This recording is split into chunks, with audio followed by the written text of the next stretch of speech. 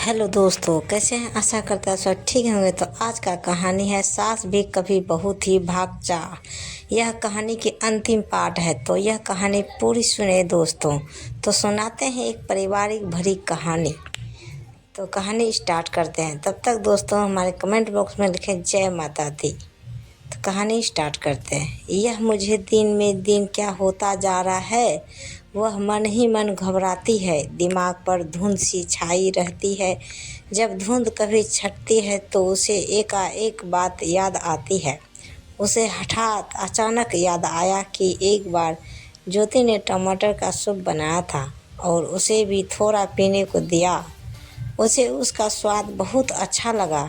अरे बहू, थोड़ा और सूप मिलेगा क्या? उसने पुकार कर कहा।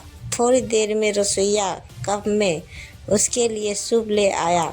सुमित्रा खुश हो गई। उसने एक घूंट पिया तो लगा कि इसका स्वाद कुछ और अलग है। उसने रसोई से पूछा तो वह अपना सिर खुजाते हुए बोला, माँ जी, सूप खत्म हो गया था। मेम साहब बोली कि अब दोबारा सूप कौन बनाएगा। सो उन्होंने थोड़ा सा टमाटर का सॉस गर्म पानी में घोलकर आपके लिए भिजवा दिया। सुमित्रा ने सूप पीना छोड़ दिया। उसका मन कड़वाहट से भर गया। अगर उसने अपनी सास के लिए ऐसा कुछ किया होता तो उसकी 7 पुश्तों की खबर ले डालती। उसने सोचा।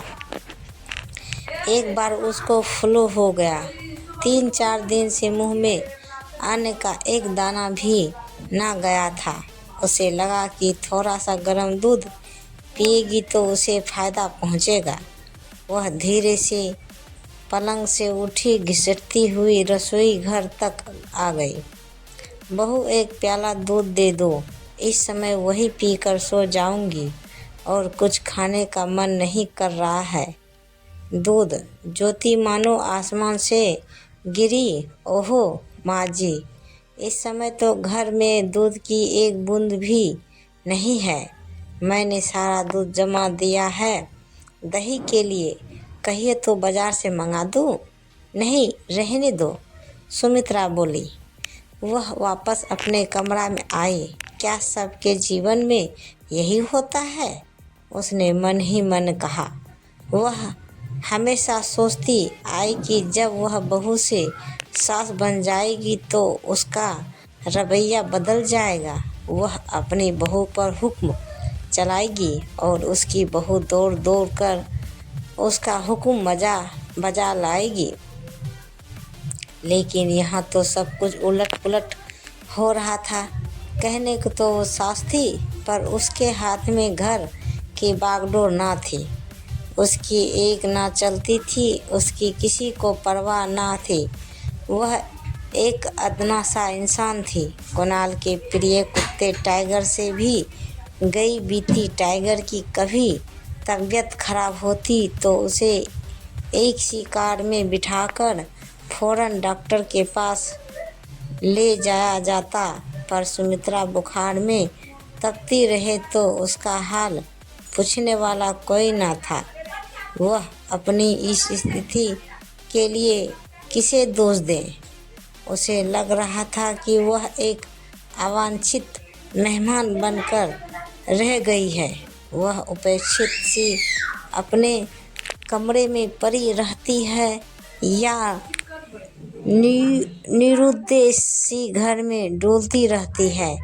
उसका कोई हमदर्द नहीं, कोई हमराज नहीं।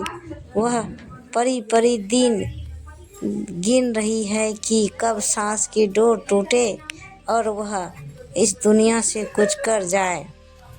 सास होकर भी उसकी ऐसी दशा, यह बात उसके पल्ले नहीं पड़ती। एक ज़माना था कि बहू का मतलब होता था कि एक दबी हुई, सहमी हुई प्राणी, जिसका कोई अस्तित्व न था, जो बेजुबान थी और जिस पर मनमाना जुल्म ढाया जा सकता था, जिसे दहेज के लिए सताया जा सकता था और कभी कभी निस्संतापूर्वक जला भी दिया जाता था। आज के ज़माने में बहू की परिभाषा बदल गई है। आज की बहू दबंग है, सहजोर है, वाचाल है, ईंट का जवाब ईंट से, पत्थर से देने वाली, एक ही 10 सुनाने वाली। वह किसी को पुट्ठे पर हाथ नहीं रखने देती, उससे संभल कर पेश आना पड़ता है। उसके मायके वालों पर टिप्पणी करते ही वह आग बबूला हो जाती है, रणचंडी का रूप धारण कर लेती है। ऐसी बहू से वह कैसे पेश आए, उसे कुछ समझ में न आता था। उसे याद आया कि उसकी सास जब तक जीवित रही हमेशा कहती रही, अरे बहू, यह बात अच्छी तरह गांठ बांध ले कि तेरा खसम तेरा पति बाद में है, मेरा बेटा पहले है। वह कोई आसमान से नहीं टपका है, तेरी खातिर उसमें ना अपनी कोख में 9 महीने रखा और जन्म दिया है और मर मर कर पाला है। उस पर तेरे से अधिक मेरा हक है और हमेशा रहेगा। सुमित्रा अगर ज्योति से यह सब कहने जाएगी तो शायद ज्योति कहेगी, माँ जी, आपको अपना बेटा मुबारक हो, आप रहो उसे लेकर, मैं चली अपने बाप के घर और आप लोगों को शीघ्र ही तलाक के कागजात मिल जाएंगे। सुमित्रा यही सब सोचने लगी और आगे, हाय तलाक का हौवा दिखाकर बहू घर भर को चुप करा देगी। तो सुमित्रा की तो सब तरह से हार ही थी।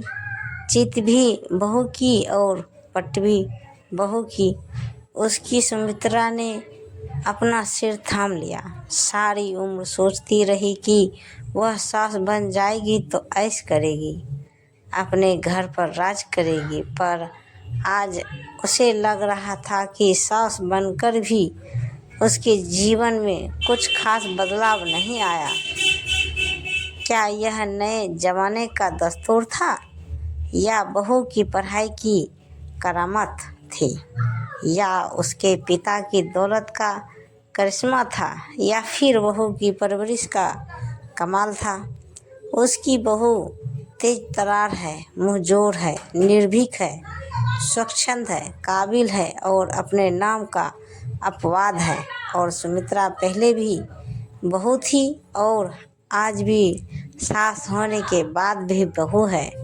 तो दोस्तों, ये कहानी सास भी कभी बहू थी, यह कहानी आप सबको कैसी लगी कृपया हमें कमेंट बॉक्स में ज़रूर बताइए और पूरी कहानी सुनने के लिए धन्यवाद, शुक्रिया। और इसी तरह हमें प्यार और सपोर्ट दीजिए। प्रेम से बोलिए जय माता दी, हर हर महादेव। तो दोस्तों, मिलते हैं ऐसे ही नए नए कहानी लेके। तो हमारे चैनल पर देखने के लिए सब्सक्राइब करें और वीडियो को लाइक ज़रूर करें। तो दोस्तों, मिलते हैं अगले वीडियो के साथ। तब तक बाय बाय दोस्तों, जय हिंद।